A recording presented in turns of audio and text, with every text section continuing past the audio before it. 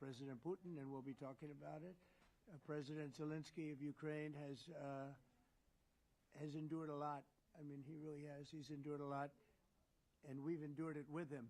To be honest, it's been a long time, and I think we're making great progress.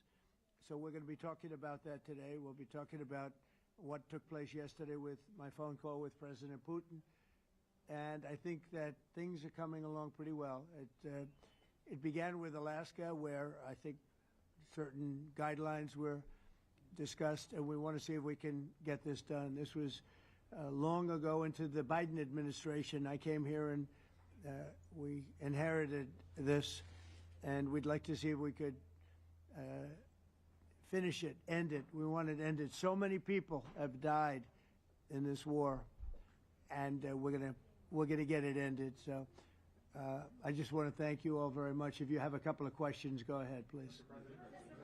In fact, before I do that, let me just ask the President to say a few words. Thank you, President. Pleasure. Vladimir, again, Mr. President, thank you very much for the invitation. Again, my congratulations with your successful ceasefire in the Middle East. Thank you. Yeah, and you did it, and I think this is a momentum to finish Russia's war against Ukraine. I think that, yes, we understand that Putin is not ready. I think not ready, but I think that I'm confident that with your help, we can stop this war. And we really need it. We see that they don't have successful steps on the battlefield, and it's good. I think that their army is weak now, but a lot of losses. They have a lot of losses and in economy and people, and I think this is a very important moment. And I wanted to thank you, Mr. President, after our phone calls. Yesterday I had a good opportunity to meet with the big American energy companies, and they're ready to help us. Yes, after all these attacks on our infrastructure, Russian attacks, and etc. And I had also meetings, thanks to your team. We had meetings with a good military companies. We spoke about air defense, and I want to share it after with details where we are. Thank you so much. Thank you very much. Mr. Very good. And I think it looks beautiful in his jacket. Yeah? It's beautiful. I hope people notice. It's actually very stylish. I like it. President Trump. Yeah, please, go ahead. Under the Biden administration, the White House was fearing of a possible escalation. They were not allowing the Ukrainians to strike into Russia, fearing of this escalation. Yeah. Would your administration allow Ukrainians to strike deep into Russia? We're going to be talking about that. That's something we'll be talking about. You're right. It's an escalation, but we'll be talking about that. Mr. President. Mr. President Zelensky joined you in Hungary to meet President Putin. Because it's a leader that we like. We like Viktor Orban. He likes him. I like him.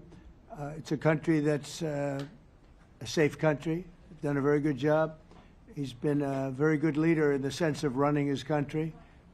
He doesn't have a lot of the problems that other countries have. And so we've decided that we'll be going to be with Viktor Orban, and I think he'll be a very good host. President Trump. President Trump.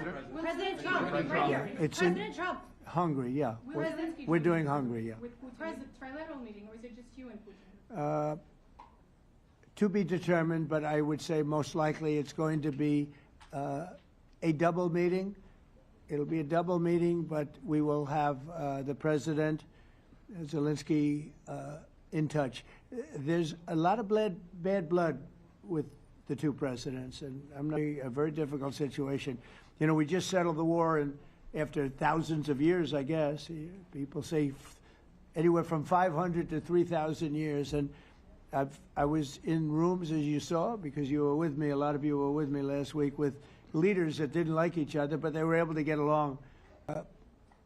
These do not like each other, and we want to make it comfortable for everybody. So one way or the other, we'll be involved in threes, but it may be separated. President Trump. Mr. President. President Trump. Was he what? Where are you from? From Ukraine. We actually had a Okay, good. conversation with me Good, yeah. What if President Putin doesn't agree to peace in Hungary? What do you do then?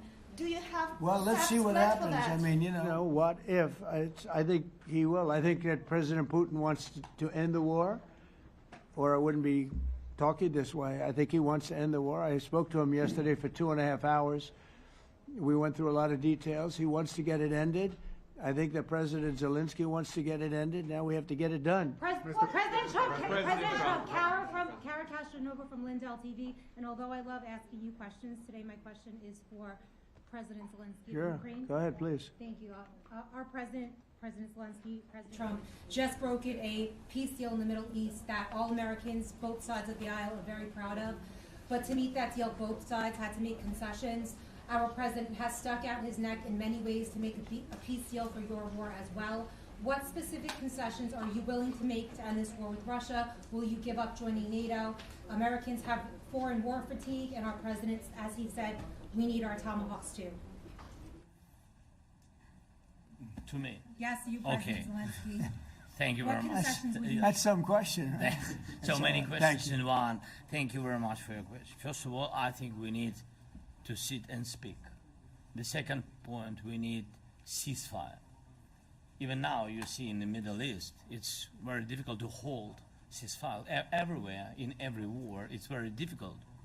We want peace. Putin doesn't want. That's why we need pressure on him. We will speak with President today what we need. We understand what we need to push Putin to negotiation table. And as I said previously, so we are ready to speak in any kind of format, bilateral, trilateral, doesn't matter. Matter just peace. This is important. And we don't speak about NATO or NATO. For Ukrainians, it's very important. It's our decide where we are. Yes, but the most important thing for people in Ukraine, which are under each day's attacks, to have really strong security guarantees. NATO is the best, but weapon is very important. Allies on our side is very important. And between us, for us, bilateral security guarantees between me and President Trump is very important. I don't know, we didn't speak with details about it, but this is the most important document because United States is very strong. Sir, President Trump, you are the middleman hoping to end this conflict. Who is doing a better job negotiating, President Zelensky or President Putin?